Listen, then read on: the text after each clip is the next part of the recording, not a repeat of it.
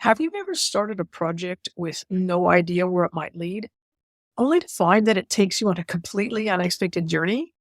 Well, imagine quitting your job to chase one dream, only to stumble into a whole new career path that changes everything. That's exactly what happened to today's guest, Kirsty Boden-Stuart, who went from struggling to make ends meet by writing online to becoming the head of marketing for one of London's largest social care organizations. How did she do it? And more importantly, what mindset shifts helped her turn uncertainty into a successful career? Now, in this episode, Kirsty shares how she pivoted from a failed ad agency startup to a flourishing career in marketing, the power of consistent content creation, and how storytelling can elevate your marketing game. She also dives into the importance of positive framing and storytelling, especially in a world filled with negativity. Now, Kirsty Boden-Stuart isn't just a seasoned marketer. She's a storyteller who learned everything from the ground up. From quitting her job and writing to make ends meet, to now leading a marketing team and launching her own creative projects, Kirsty's journey is a testament to the power of perseverance, creativity, and a positive mindset, and dare I say, sheer willpower. Now, if you're looking for practical advice from someone who's been there and done that, then you're in the right place. Welcome to the Online Business Launchpad podcast. I'm Trudy Rankin, and I bring you stories, tips, and advice from online entrepreneurs who have worked their way through problems and challenges to get to the success that they want. Because if we've done it, so can you. Now, I've been running my own online business for over 9 years now, overcoming my own challenges to achieve my goals. And because of what I've learned, I've become passionate about helping business owners like you successfully tackle the bumps in the road that could stop you from hitting the goals that matter to you. I've used my experience and the experience of others to help hundreds of people grow the online side of their business. And one of my greatest joys is working with people who, because of life circumstances, need a flexible work from home option that helps them pay the bills. My mission is simple. I want to help you solve the challenges you face as an online business owner so that you can have more time and money for yourself and your family and more choices in how you live your life. So if you're ready to, once again, get stuck into online business building and master your mindset along the way, stick around and we'll get cracking.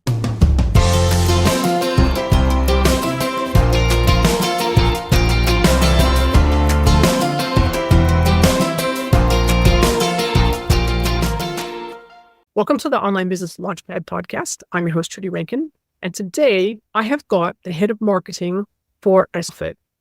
And her name is Kirsty Boden-Stuart. And I first met Kirsty when I was fortunate enough to be able to purchase a website from her that she had started as a passion project way, way back. Not quite in the dark ages of the internet, but it's getting back there. And I've been really enjoying taking the Freelance Writers Online, which was the website that I purchased, and building it up and taking it to the places where I think that Kirsty was hoping that it would go, a slightly different way. But we've kept in touch after I bought the website. And I've been thinking about the sorts of things that she knows, the types of things that she's experienced. And I just thought I'd love to have her come onto the podcast and just share with you some of the things that she has to say about both what she does and about writing. So welcome to the podcast, Kirsty. Thanks so much, Trudy. Thanks for having me. And can I just say, first of all, I'm so pleased that Freelance Writers Online went to you. It's great seeing what you're doing with it. And yeah, I wanted a good home for it. So I'm very grateful. Well, I'm glad that I was able to give it a good home. As I was saying to you before we started recording, just having it had reignited the spark of, or the love of writing that I had buried underneath while I was in my corporate career. And I've just really enjoyed seeing that reemerge as I've tried to help people actually get paid writing work. It's just been really fun. But what I'd like to do today is, first of all, if you can just explain for our listeners a little bit about who you are and what you do. Yes, yeah. As I say, I'm a head of marketing and comms for a social care organisation based in the UK. It's the largest one in London. So I run a team. I run all the marketing, external and internal comms. And I really started in that career because of what I learned from writing online and from building freelance writers online. And that is definitely the case. Back in, as you say, way in 2012 to 13, I quit my job that I didn't like. I was working in central London. I was working for a newspaper, but not in writing.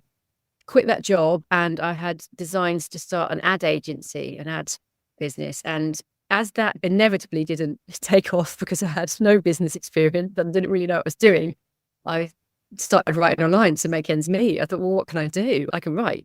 So I just thought, I'll just do this until the ad thing takes off. And of course, the writing took over and I learned so much. I just thought, I'm just going to document everything as I go. And I'm going to employ different things and just write everything and share it so other people can, learn from it too. So that kind of grew and it snowballed from there. And I found myself people engaging with the content and enjoying it. So I put a bit more effort into sharing that stuff and writing at the same time. So I learned about content marketing. I learned about building an email list. I learned about social media marketing and everything that you start a website, just building it from scratch. And then when I decided that I was going to get a full-time job again, I decided I was only going to do it for a little while. I had a short contract, but it went on a bit. I went to the largest children's charity in the UK. It's called Bernardo's. And they had a position open in their content team. And I thought, they're not going to give me a job, because if you look at my CV in a traditional sense, my last job, I've got to try and prove I know what I'm doing based on just what I've been doing, not because an employer has given me a reference that said, Kirsty can do this. And lo and behold, they did give me the role. And yeah, I was amazed actually that I could teach myself something. I didn't go to university for this. I learned from doing. And then these big old charities in the UK would give me roles in their content team, and now I'm head of marketing. So it is all down to just literally going, oh, how can I make ends meet? I'm going to just have to write, and I'm going to just write about this writing. And yeah, the rest is history. It's really interesting to me to hear how people get from one particular point in their career or their working life and how they move into what they're doing now. So you started out by writing to support yourself, moved into a marketing or content type role, and then moved into a sort of head of marketing and learning all of this stuff along the way. Just in terms of your mindset and the way you thought about yourself, what kind of a journey did you go through in terms of your mindset shift as you went from this point to that point? Yeah, that's a really good question, and something that I wrote about on Freelance Writers Online, because I think that's a really important point for anybody's journey. If you're going to go from point A to B, then there's going to be practical elements, of course, that will change in a journey that you'll go on. But I think the largest part of that is your mindset and the kind of more emotional. As I say, I started off with really no experience. I've been writing all my life in terms of, again, before this recording, we talked about writing because you need to. It's not because of any monetary gain or anything, but because you write as a person. And that to me is a writer. If you want to write and you need to write and you write, that's it. I don't care how much you've been paid in the past or whether you're published on this list. That's a writer for me. So I knew that I enjoyed writing, and I suppose I knew it was one of the things that I was good at. I realized, oh, okay, not everyone can spin up a sentence or a post or something like this. So I started to realize that.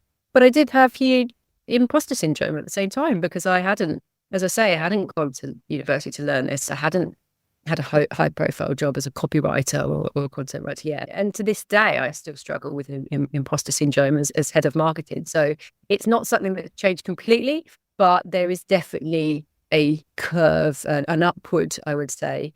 Sometimes it's a bit like this, but in terms of my confidence and just that confidence growing. And the best thing for that is literally that's why I like publishing, and that's why I like blogging and newsletters and just things that you own, because you write something and hit publish and you can get almost instant feedback. And if you haven't got an audience, you can do that very well on LinkedIn and Twitter and probably get a bit of feedback. Even if the feedback is silent, it's feedback.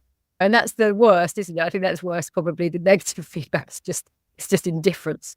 But you still get feedback, because if you come back the next day or the next week or the next month or however often you hit publish and you try it all again, you think about what didn't work last time. If you write every single week for Freelance Writers Online without missing a week for 5 years straight, I didn't miss a week for anything, not once. If you do that, if you write every day, every week, or whatever your schedule can allow, you will learn. and you will gain confidence. Like I 100% experience that and believe that. That is so true, because it's the repetition and paying attention to what works and what doesn't that really makes it. I'm curious to just dig a little bit into sort of the marketing side of your role. And now it's for a nonprofit or a not-for-profit. And but marketing tends to be universal in terms of kind of a lot of the things that you have to think about.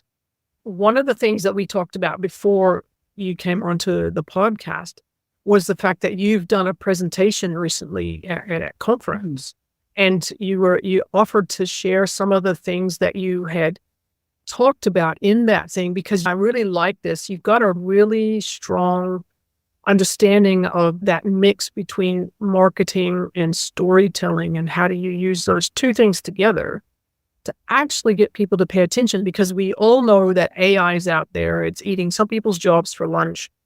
How do you actually make sure, if you're a writer, that doesn't happen? And if you aren't a writer and you're looking to find writers, how do you make sure that your writers are actually giving you something that's going to be passing the sniff test with Google and their helpful content update? So yeah, go ahead and just start to talk us through some of the things that you've got to share. Yeah, would you like me to share the presentation with you? Yes, definitely. And for those people who are listening, we'll talk you through what's there on the slides.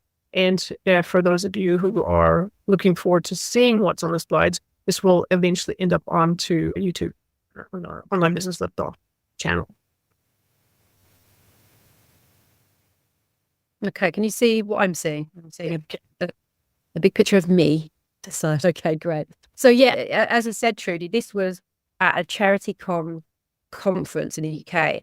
And so it's very much geared towards charities and nonprofits, but I think the principles can apply to anyone who it doesn't have to be. It's certainly sort of purpose-driven marketing and communications and storytelling, which I think probably most of your audience. So yeah, I'll take you through some slides. It's a little bit of a whistle-stop tour because I didn't have much time to cover everything in depth.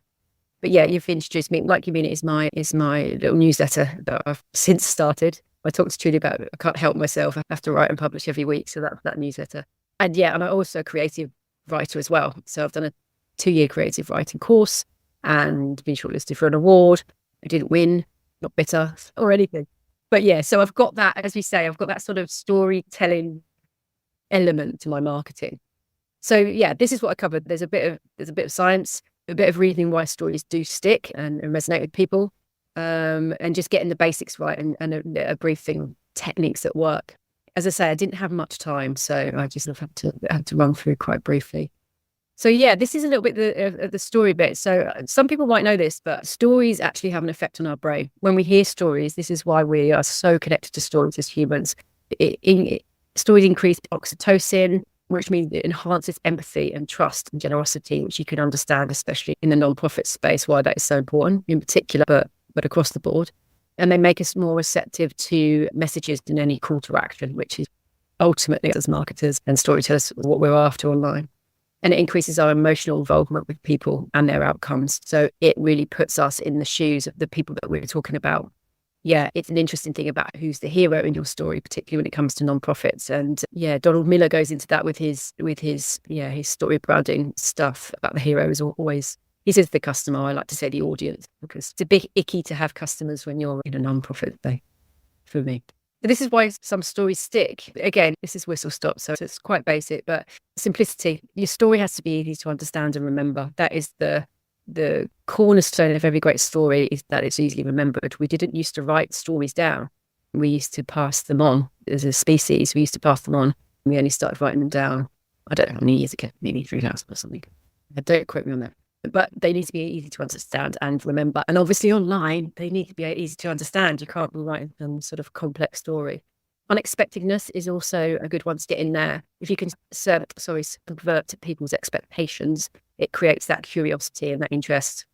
But obviously we need to just be a little bit careful of that. We don't want to do any sort of shock tactics or anything that people can just see through.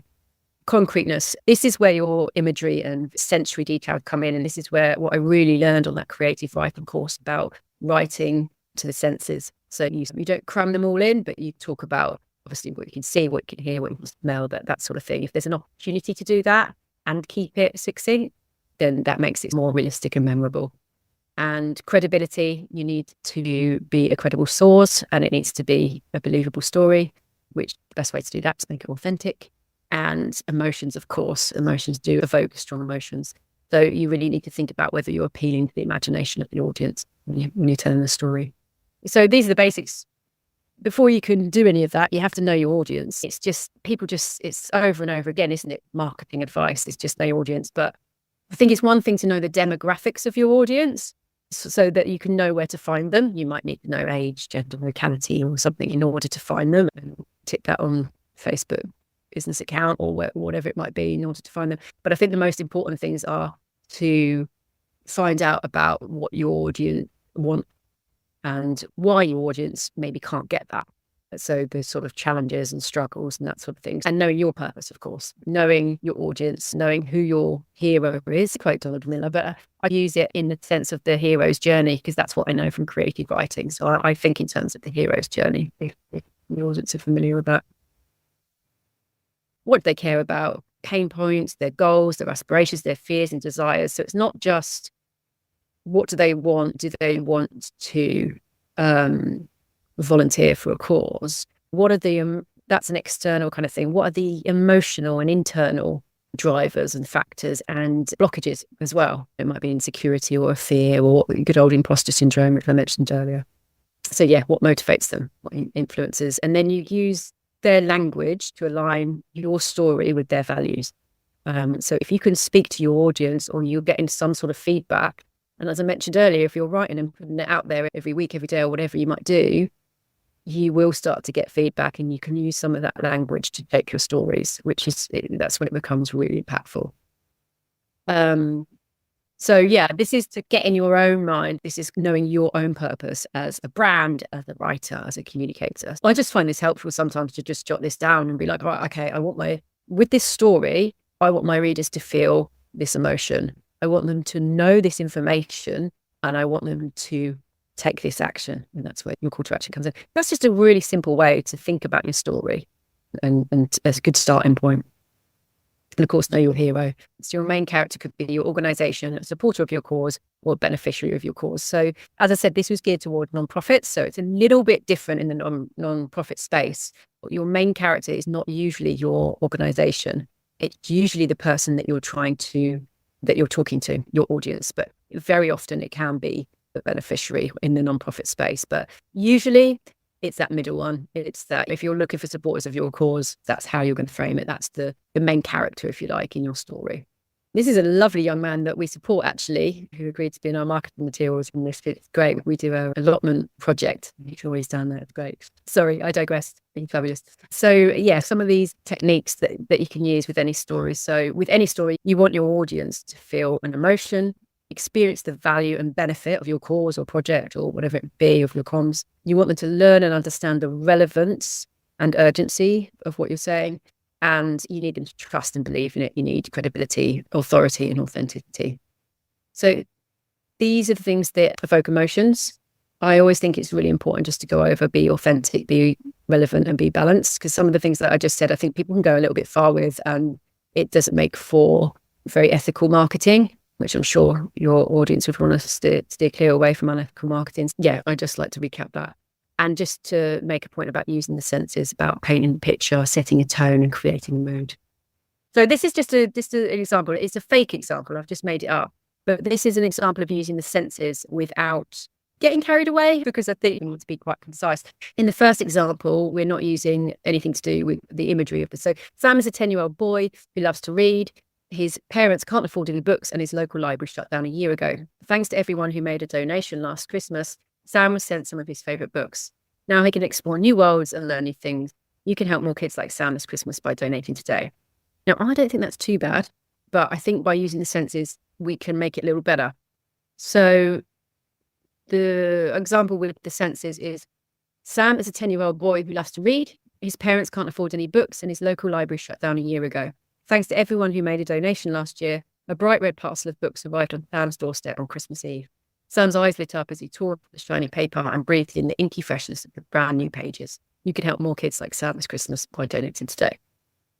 So it's a subtle difference, but it's just a made up example, but you can see the difference that using the senses in your story makes. It just brings it to life a bit more and touch it into the imagination a bit more. I like to bring up about framing stories, especially in the non-profit space, but this is across the board, I think, with the sort of doom and gloom of situations across the world that are happening. I think marketers can get a little bit too into the pain point. And I think it just needs a little bit of measure. We need to address and use the language of our audience's challenges and pain points. But there's a way to frame your story so that we don't shut down the audience's thinking so that they think they just basically switch off. So if you frame a story negatively, here are some of the effects. So it creates a sense of urgency and scarcity, which in marketing we know not necessarily a bad thing. Emphasizes the problem your cause solves. It also impairs memory and recall, and it activates the brain regions associated with stress, anxiety, and fear. Particularly those last two, I don't particularly want that on as a result of any of my marketing. So positive framing inspires and motivates audiences. It builds trust and rapport. It emphasizes the value of your project or cause. It taps into our memory and recall. Helps us see different perspectives and plan our next move, basically receptive to calls to action. Activates the brain region associated with creativity and problem solving. So that's where I want my audience's brains to be. I want it to be around positive framing. I don't want to scare them off, and I don't want to shut down their thinking. So yes, here's a little side I've created to illustrate this. So another example, so this to do the climate crisis. We get a lot of doom mongering about the climate crisis, and I think people behind these causes are now starting to realize that people aren't responding because it's too big and it's too scary and it's too much. I can't do anything. I'm an individual. So, for example, the world is facing a climate crisis that threatens our future. If we don't take action, we will face irreversible consequences such as rising sea levels, extreme weather, and mass extinction. Don't ignore this problem. Donate today and fight for our planet. Now, first of all, this has stated everything that I don't want. And even though I'm framing it as we don't want this, if you don't do that, it's still saying everything that I don't want. And that in my brain says, I don't want the bad. Stop saying this. I don't want this. It shuts my thinking down. If we reframe it as the world is full of potential solutions to the climate crisis that could cure our future. If we take action, we can achieve positive outcomes such as clean energy, green jobs, and biodiversity. You can be part of this solution. Donate now and support our planet. Now, in both cases, I'll probably wedge a little bit of story, individual story into that. But this is a way to frame your story so that I can feel more hopeful, more positive when I read this. I can be part of the solution rather than being scared off because it feels too much to be part of all that problem stuff. Yeah, and this is just a point I like to finish on, that there are plenty of negatively framed stories online for people to pick through and not take action on. So I urge, don't let yours be like that. And that's it. Yeah. So that's my organisation. And this is my new newsletter that I was talking to you about, Trudy, where I write about writing again. I think that's really helpful because I hadn't thought about the framing sort of negative, positive quite so strongly in the past, because when you're starting out in business and you're learning all of these marketing things and you're not a marketer by trade or nature or personality, and you just hear all of this, accentuate the problem. There's all this advice about just make everything sound worse than it is, or make people feel even worse than they already feel about what's going on. And I really like that sense of reframing things into the positive so that you're actually not shutting people's brains down through, I'll just call it fear. It's just fear, but you're making it possible for them to feel some hope and open up their mind to, as you said, the problem solving way of thinking about things. So that's really good. I think it's really helpful. And I think the fact that it's, like I said, you say it's for a nonprofit audience, but like we said earlier, everything you said is absolutely applicable to any kind of small business where they're wanting to reach out to their audience in a way that's going to make the audience respond in a positive way. So I think that's really helpful and really valuable. So out of sheer curiosity, so you've got this busy life, you've got your marketing career, you like writing, you mentioned the creativity side of things. you want to just share with our listeners just a little bit more about what you're working on now? You talked a little bit about your newsletter, and you've got a couple of other things on the go. You want to just share those? Yeah, I've always got things on the go, and I've got a little one who just turned 3. So I am always on the go. And I thought maybe it might stop me from starting projects or writing this book or whatever it might be. So yeah, the main thing that is my focus outside of my head of marketing role and my toddler at the moment is the Write Like You Mean It newsletter. I'm really interested in the newsletter model and just how you can really just reach people. And if they're interested, they can come back to you and I can just share things. So I'm sharing a lot on there about, it's for purpose-driven marketers is what I like to think of it as. There are a lot of nonprofit and charity marketers and writers on there. I think I've got a couple of free, and there are business owners and people who work for profit businesses, but they want a more purpose-driven way of talking about it. The point that you brought up about framing, the great thing is not only does it feel better and feel more ethical, it actually works. Been proven that it works better scientifically. People have done sort of research into this and it works. So if it works, like you say, in the nonprofit space, it works for businesses as well. So I write a lot about that. I mentioned to you before we started recording, Trudy, that I'm working on a course.